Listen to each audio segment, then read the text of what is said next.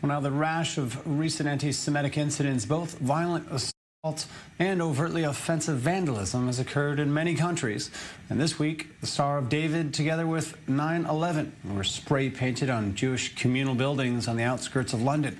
The South Hampstead Synagogue was targeted late on Saturday, and police are now treating it as a racially motivated hate crime.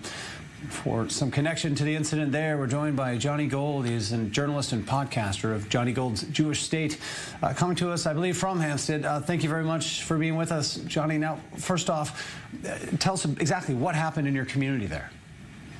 David, actually, as well as being a podcaster and a journalist, I am a member of that very synagogue. It's a beautiful, brand new building, rebuilt by the community, a history of German and Austrian Jews who arrived just before the outbreak of the Second World War. So the irony is that it was set up by refugees and has grown into a fantastic and strong and defiant religious Jewish community.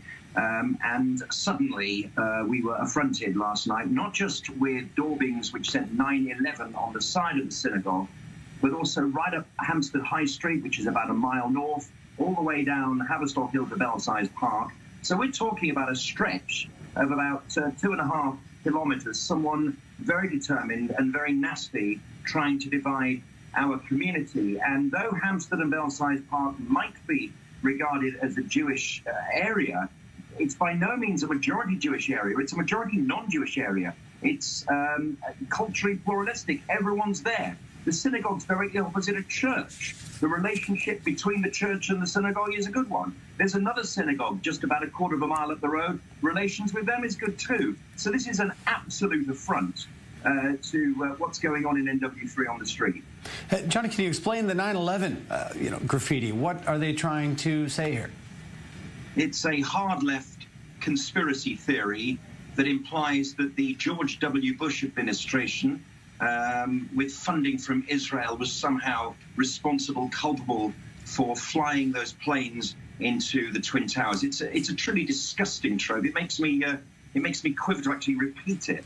But it is a consequence of the Jeremy Corbyn leadership of the Labour Party, and we are beginning to see people from the hard left saying that this is an affront to anti-Semitism, trying to attempt to control the narrative here, when in fact they campaigned for a Corbyn government for years and years and years, and indeed, had he have not lost, would have celebrated his victory as Prime Minister. So it's causing additional division, and I think we need to put a stamp on this, because anti-Semitism is indeed anti-Semitism expressed as anti-Zionism. It's the same thing.